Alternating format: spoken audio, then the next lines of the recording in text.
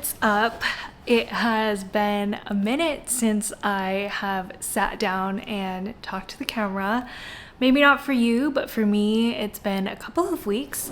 But I thought I would take this time and just catch you up on what's been going on and maybe start packing for my next trip, which is tomorrow. Okay, I'm gonna quickly catch you up while I make some kiwi for myself. And before I start, please no one come at me for using a vegetable peeler. There goes the train again. Okay, no one come at me for using a vegetable peeler for my kiwi. I know technically you could use a spoon and just like scoop it out, but I swear, like, I feel like I'm just destroying the fruit, and I don't like my kiwi to be like mushy or anything, or otherwise smushed. I feel like some people don't mind, but I do. So this is the way I'm gonna do it. Okay, so since we last spoke, I have gone to Vegas. I think you guys saw me in my last vlog, pack for Vegas and SF. So I did go to Vegas and SF. Both were super fun. Vegas family trip was really nice. Highlights include the Sphere. I know there's a lot of, controversy around the Sphere, but it is super cool. We saw a show there, and it was like a kind of weird premise, but ended up just kind of being like a Planet Earth type documentary thing.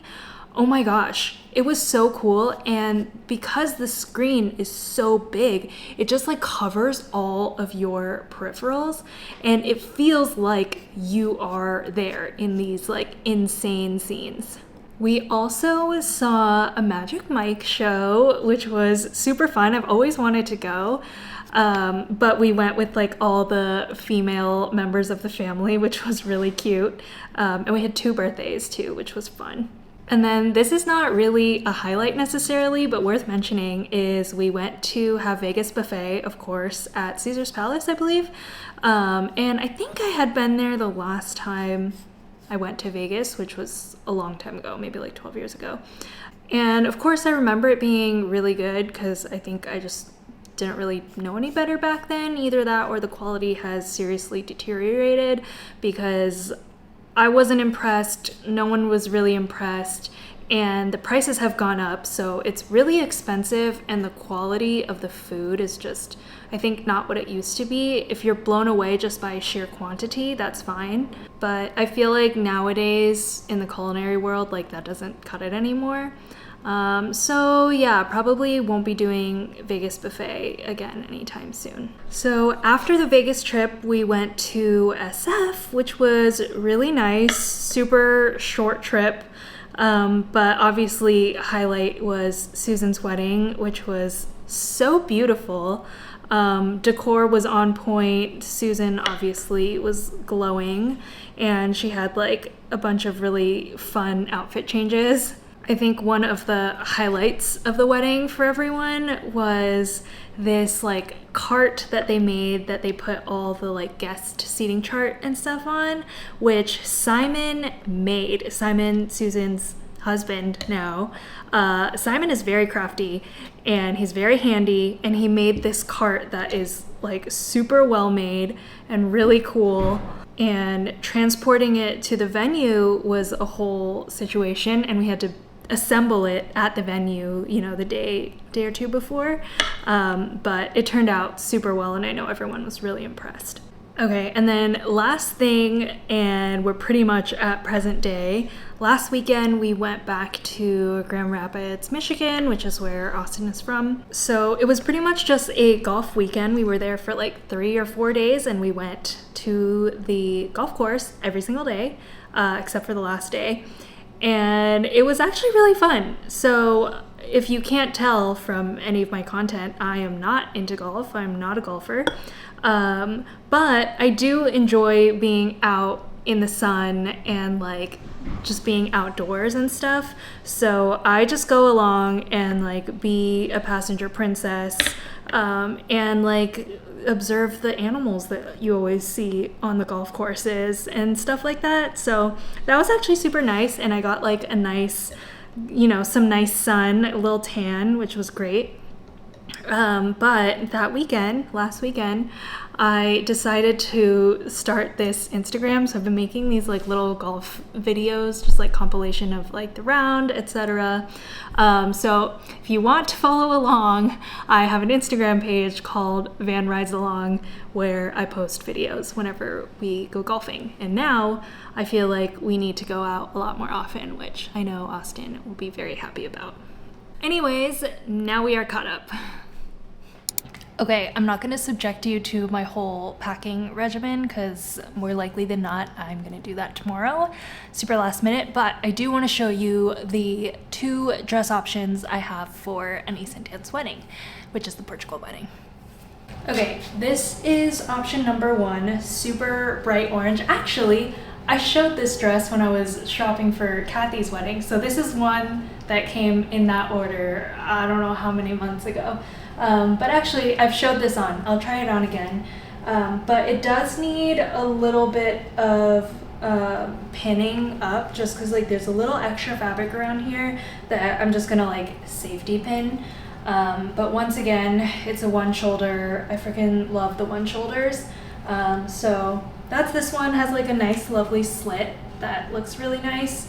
I'm showing it on the hanger because I want to like pin it up before I put it on. Let me get option 2. Okay, this guy is option 2, gold dress, which I feel like maybe will fit with their more formal theme because the orange one is kind of casual. But I just got this one in SF just to have another option, which is also really cute. And I also do want to pin this one a little bit because I want the sleeves to be just like a little thinner, so I think I might just like pinch it and then pin it like that, and it looks a little bit more elegant that way. You'll see what I mean once I have it on, so let's do that. Okay, welcome to my bathroom. This is where we are going to do the tailoring. So I've got my dresses hung up, I've got my sticky boobs, nipple covers, which are not sticky actually, and some safety pins because we're professionals here. Okay, let me put the first dress on. Okay, this is the orange dress on. I know you can only see the top half, but I'll do the full reveal later. But anyways, I don't know if you can see, but on this side, see that like kind of bunchy fabric? I just want to like tuck it in a little, like there. So stays. You just grab like a tiny safety pin. I've actually been seeing ads for this like one like stitch thing on TikTok, which I feel like maybe would work for this, but it's okay.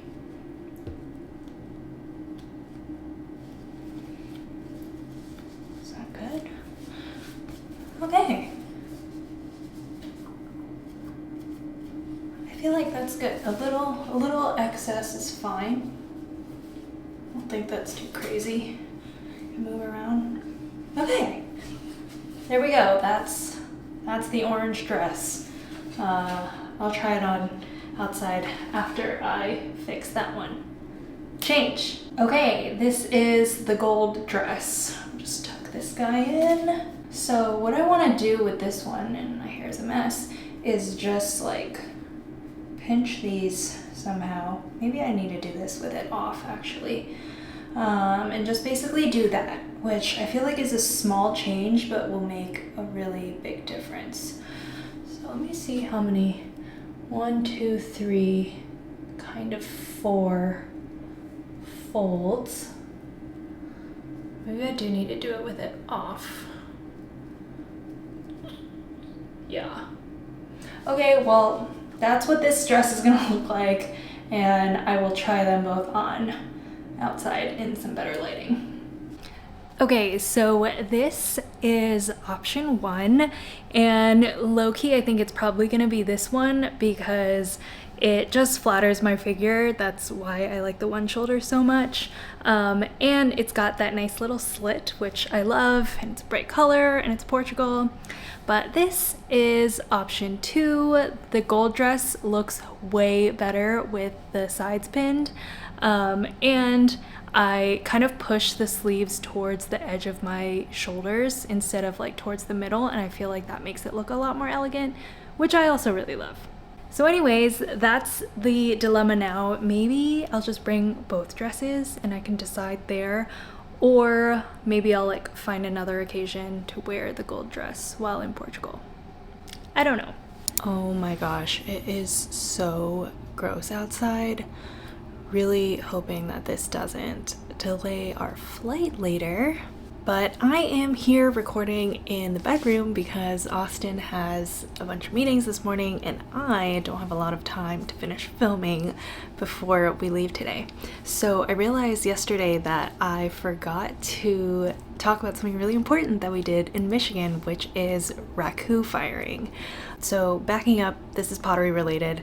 So Raku firing is basically just this firing method where you put your pot into like a hot kiln, a kiln that's been preheated, and then you get it up to this super high temperature really quickly, and then you take it out of the kiln while it's hot, and then you put it into like a bin of combustibles like sawdust, newspaper, that kind of stuff, and it creates all of these like really cool effects, and then you put it into like cool water to cool it down. So I saw this method first on none other than the Great Pottery Throwdown, and I thought it was this like super like unique method that I don't know, I think it's a Japanese method, but I thought I would never in my life be able to try that. But there's this pottery studio in GR that I now get emails for because I went there once and they were offering Raku, so we thought perfect opportunity. It was like literally the weekend that we were going,